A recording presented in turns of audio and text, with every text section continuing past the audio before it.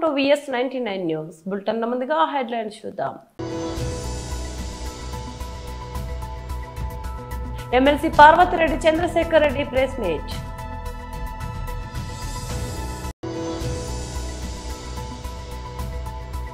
Medical కాలేజీలపై జగన్ అబద్ధాలు, ప్రజలను మభ్యపెట్టడమే లక్ష్యం. ఎరపతినేని మీడియా సమావేశం. పోలీస్ అమరవీరుల సంస్మరణ దినం సందర్భంగా అమరవీరులకు నివాళులర్పిస్తున్న సీఎం రేవంత్ రెడ్డి.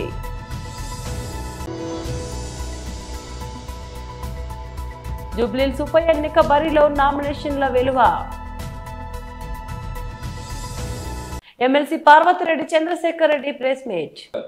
సీఎం గారే ఉద్యోగ సంఘాలన్నింటినీ పిలిపించుకొని తెరిపి లేకుండా 2 రోజుల పాటు వారందరితో కూడా సమావేశాలు నిర్వహించినారు.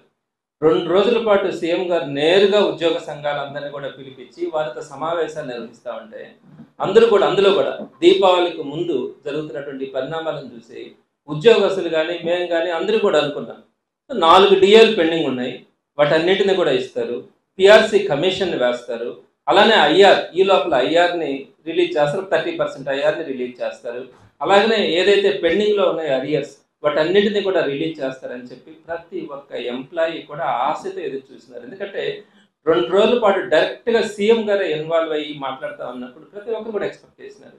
కానీ తీరా చూసేటప్పటికి సాయంత్రానికి సీఎం గారు అర్ధరాత్రి ప్రెస్ మీట్ పెట్టి ఏదో ఉద్యోగస్తులకి ఏదో చేస్తా ఉన్నామని చెప్పి ఆయన చేసినటువంటిది ఒక్క డిఏ ఇస్తా ఉన్నానని చెప్పిన తీరు చూస్తే మొత్తం ఉద్యోగస్తులందరూ కూడా నివ్వెరపోయినారు.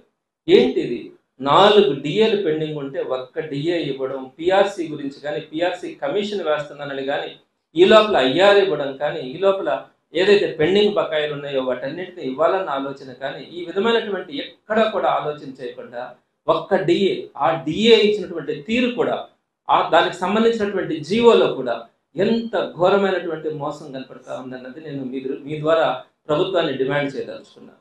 ఒకటి, జగన్ 4 డిఏలు పెండింగ్ పెట్టిపోయినాడు, అందులో మేము ఒక్క డిఏని ఇస్తా ఉన్నామని చెప్పినారు. నేను చెప్తా ఉన్నాను జగన్మోహన్ రెడ్డి గారు కేవలం 5 సంవత్సరాల పాలనలో మామూలుగా 6 నెలలకు 1 డిఏ ఇవ్వాలా, 5 ఏళ్లకి 10 డిఏలు ఇవ్వాలా. జగన్మోహన్ రెడ్డి గారు ఎన్ని డిఏలు ఇచ్చినారో తెలుసా? 11 డిఏలు ఇచ్చినారు. 5 సంవత్సరాల్లో మీరు పెట్టినటువంటి 1 డిఏ పెండింగ్ని ఇవ్వడంతో పాటు ఆయన కంప్లీట్గా 5 సంవత్సరాల్లో ఇవ్వాల్సినటువంటి 10 డిఏలు మొత్తం కలిపి 11 డిఏలు ఇచ్చినటువంటి ప్రభుత్వం ఏదైనా ఉందంటే జగన్మోహన్ రెడ్డి గారి ప్రభుత్వం తప్ప ఏ ప్రభుత్వం లేదు. పైగా ఈరోజు మీరేమంటా ఉన్నారు, జగన్మోహన్ రెడ్డి గారు 4 డిఏలు పెండింగ్ పెట్టుకున్నారు, దాన్ని నేను ఒకటి ఇస్తా ఉన్నాను అంటున్నారు. మీరేం చెప్తా ఉన్నారు? మీ నోటుకున్నది మీరేం చెప్తా ఉన్నారు? 4 డిఏలు ఉన్నాయి.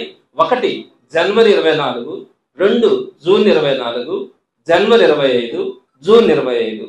4 డిఏలు ఈ 4గింటిలో ఇవ్వాల్సినటువంటి 4 డిఏలు పెండింగ్ ఉన్నాయన్నారు. నేను మరలా కూడా చెప్తా ఉన్నా, ఇవి మీరు చెప్పినట్టుగా ఇది జూన్ 25, జనవరి 25, జూన్ 24, జనవరి 24.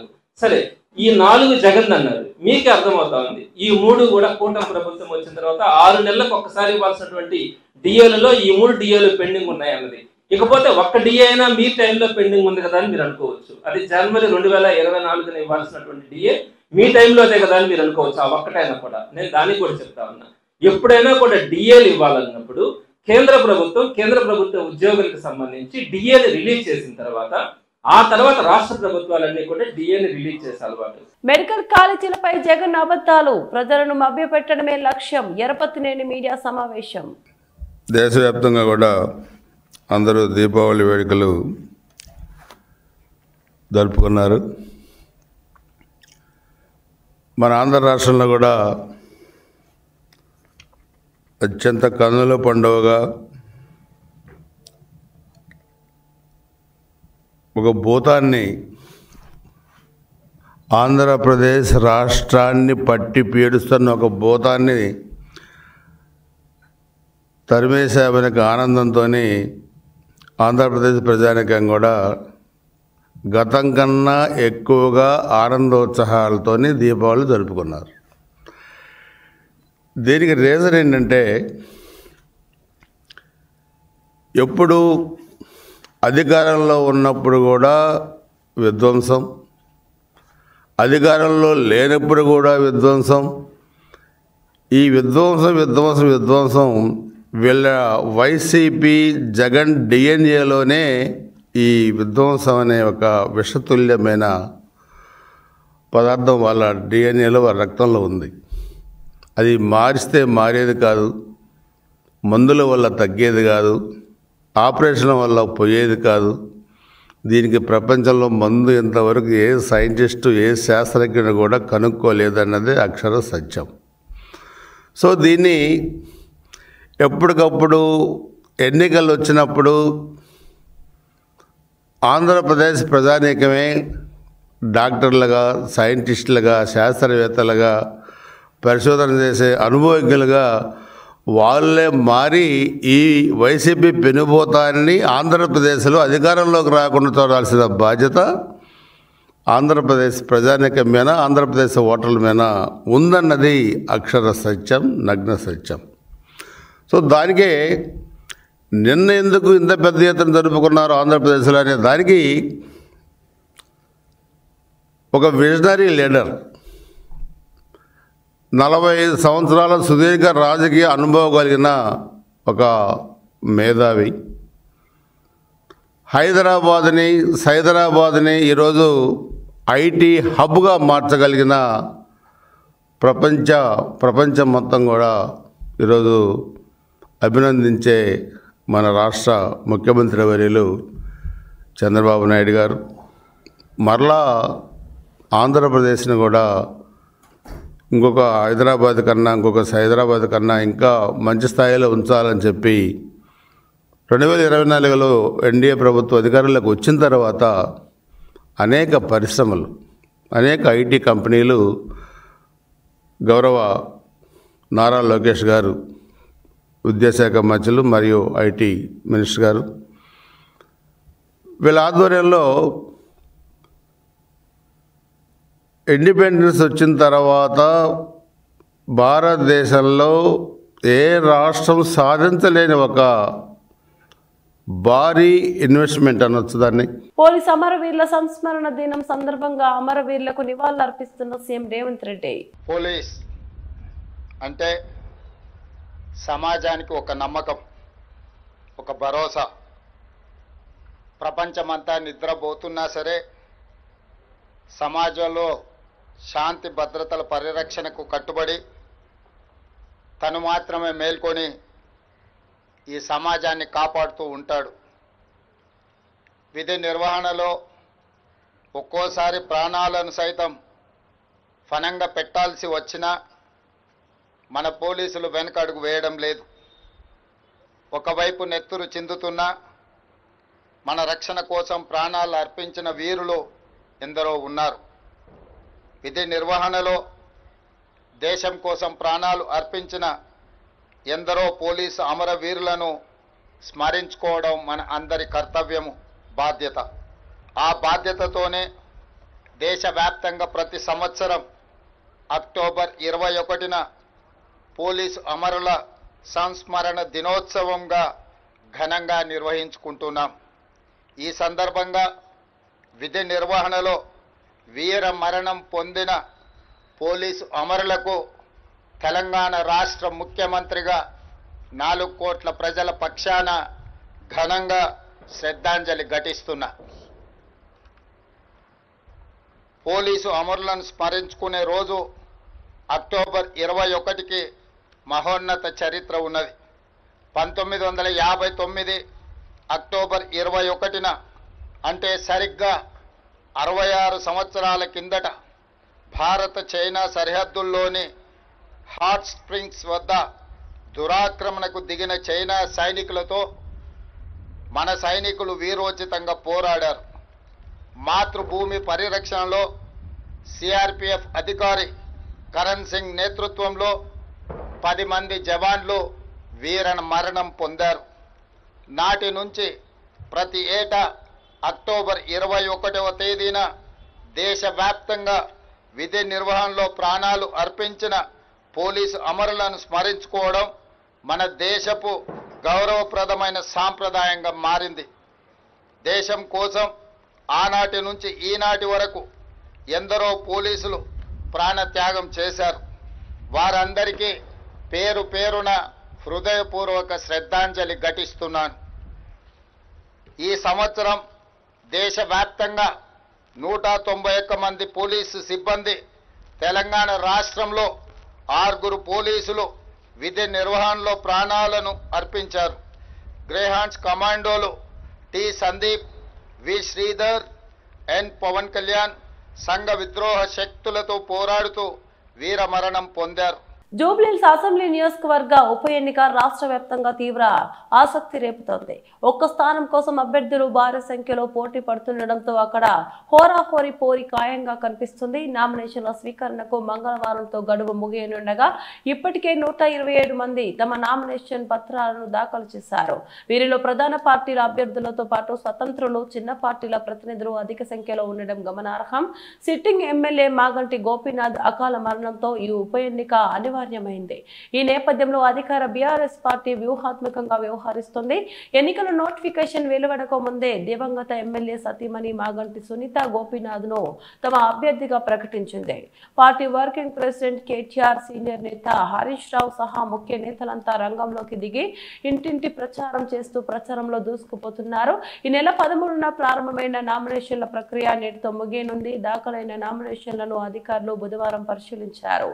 నామినేషన్ల ఉపసంహరణకు ఈ నెల 24 వరకు అవకాశం కల్పించారు. అనంతరం నవంబర్ 11న పోలింగ్ నిర్వహించనున్నారు. ఓట్ల లెక్కింపును నవంబర్ 14న చేపట్టి అదే రోజు ఫలితాలను వెల్లడించనున్నారు. ప్రధాన పార్టీల అభ్యర్థులు చివరి రోజు మరో సెట్ నామినేషన్ ను వేసేందుకు సిద్ధమవుతుండటంతో తుది అభ్యర్థుల జాబితాపై ఉత్కంఠ నెలకొంది. బీసీ రిజర్వేషన్ల సాధనకై ఈ నెల 23వ తేదీన రాజ్భవన్ కార్యక్రమాన్ని నిర్వహించనున్నట్లు BC political JAC chairman Rachala Yugender Goud తెలిపారు. ఈ మేరకు all India OBC students association ముట్టడి కార్యక్రమానికి చైర్మన్ యుగేందర్ గౌడ్ మాట్లాడుతూ ఏ ఉద్యమమైనా ఉస్మానియా గడ్డ నుంచే మొదలవుతుందని అన్నారు. బీసీ రిజర్వేషన్లను అసెంబ్లీలో చట్టం చేసి కేంద్రానికి పంపితే కేంద్రం ఇప్పటి వరకు ఆమోదించలేని పరిస్థితి ఉందన్నారు. ఆర్డినెన్స్ తీసుకొస్తే గవర్నర్ ఆమోదించడం లేదన్నారు. గవర్నర్ ఆమోదిస్తే హైకోర్టులో స్టే వచ్చేది కాదన్నారు. బీసీ ప్రధానిగా ఉండి కూడా ఎందుకు బీసీ రిజర్వేషన్లకు మోకాలు అడ్డు వేస్తున్నారని మండిపడ్డారు. బీజేపీ నాయకులు రాష్ట్ర అసెంబ్లీలో బీసీ బిల్లుకు మద్దతు తెలుపుతూనే ఢిల్లీలో ఎందుకు కేంద్ర ప్రభుత్వం మెడలు వంచడం లేదని ప్రశ్నించారు. కేంద్ర మంత్రి బండి సంజయ్ బీసీ రిజర్వేషన్లపై వ్యతిరేకంగా మాట్లాడడం బాధాకరమైన విషయమని అన్నారు. జరిగే చెలో రాజ్భవన్ కార్యక్రమానికి all India OBC student association సంపూర్ణ మద్దతు తెలియజేస్తుంది. అంతేకాకుండా ఈ యొక్క కార్యక్రమానికి యావత్ తెలంగాణలో బీసీలందరూ కదిలి రావాలని కోరుతున్నాను.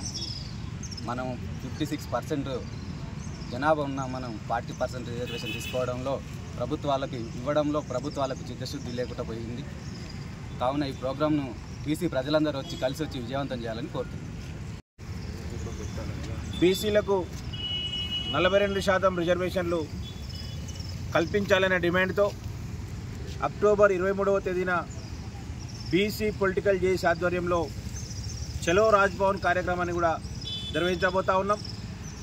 మరి ఈ చలో రాజ్భవన్కు మద్దతు అడగడానికి వాళ్ళ ఉస్మానియా యూనివర్సిటీ కూడా రావడం జరిగింది.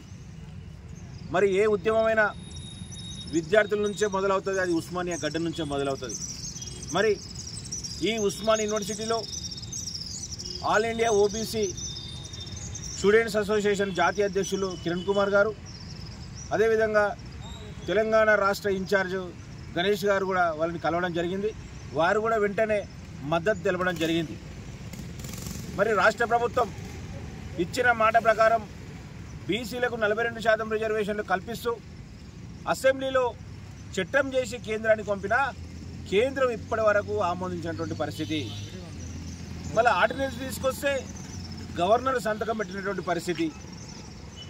మళ్ళీ బీసీ సంఘాలు విజ్ఞప్తి మేరకు డిమాండ్ మేరకు జీవో తీసుకొస్తే జీవో పైన స్టే ఇచ్చినటువంటి పరిస్థితి. మరి దీనికి అడ్డుపడుతున్నది ఎవరు? నిజంగా కూడా కేంద్ర ప్రభుత్వం ఆమోదించుంటే ఈరోజు న్యాయపరమైన చిక్కులు వచ్చేవి కాదు కదా. గవర్నర్ ఆర్డినెన్స్ మీద సంతకం పెట్టింది కూడా ఈరోజు హైకోర్టులో స్టే వచ్చేది కాదు. మరి బీసీ ప్రధానిగా ఉండి కూడా బీసీల రిజర్వేషన్లకు ఎందుకు మోకాలు అడ్డుడుతుందో అర్థమవుతలేదు.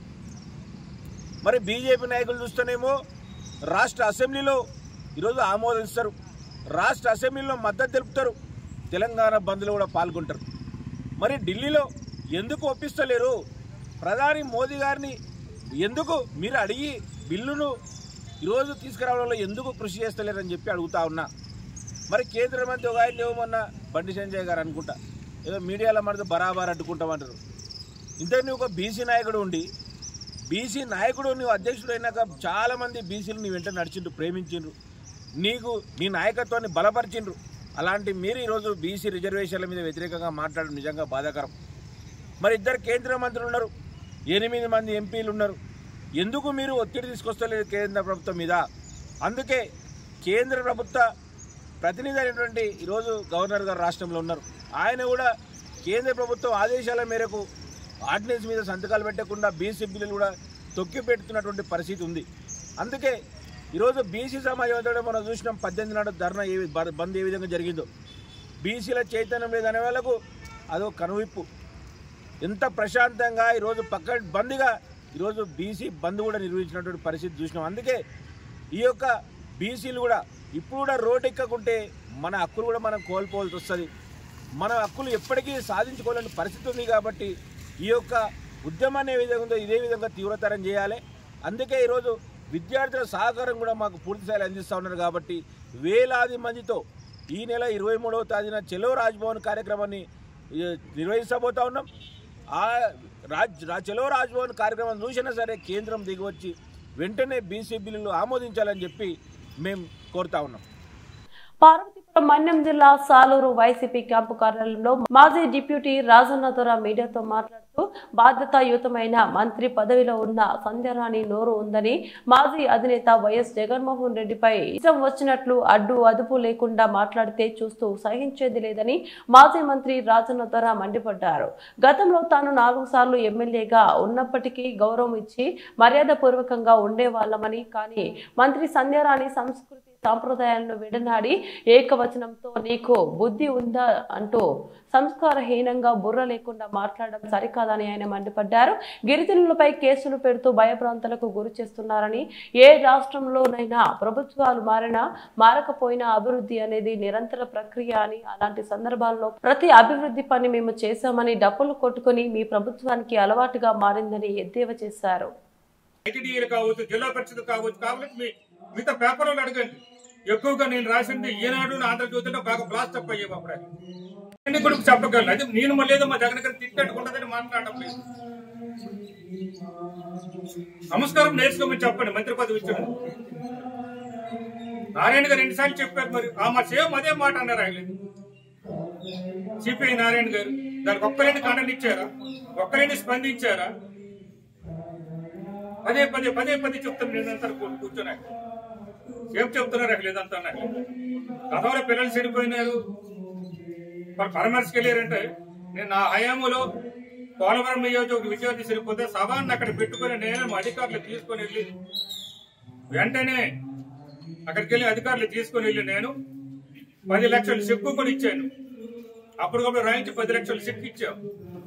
అలాగే నా నియోజకవర్గం ఒకరిద్దరు చనిపోతే తెలియదు. జ్వరం అంటే ఏమిటి, కడుపు నొప్పి అంటే ఎలాగుంటుంది, అవగాహన కలుగు చేయాలి. వారికి ఒక అవగాహన కలుగు చేయాలి ఉంటుంది. కాబట్టి ఏదైనా వస్తే మీకు చెప్పండి అని.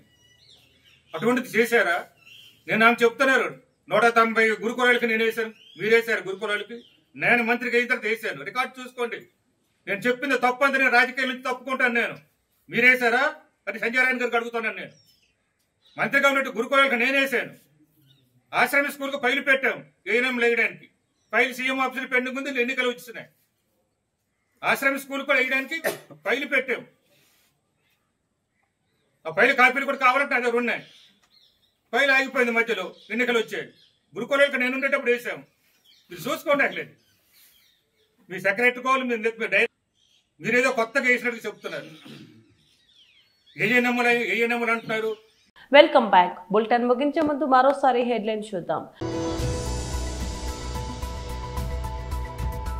MLC Parvathireddy Chandrasekhar Reddy press meet.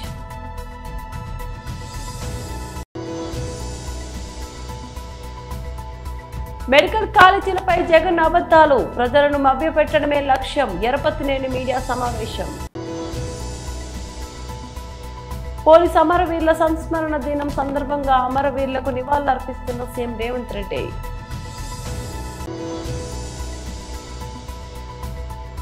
Jubilee Hills ఉప ఎన్నిక బరిలో నామినేషన్ల వెలువ. ఇవి బులెటిన్ అప్డేట్స్. మరో బులెటిన్లో మళ్ళీ కలుద్దాం. అంతవరకు సెలవు. నమస్తే.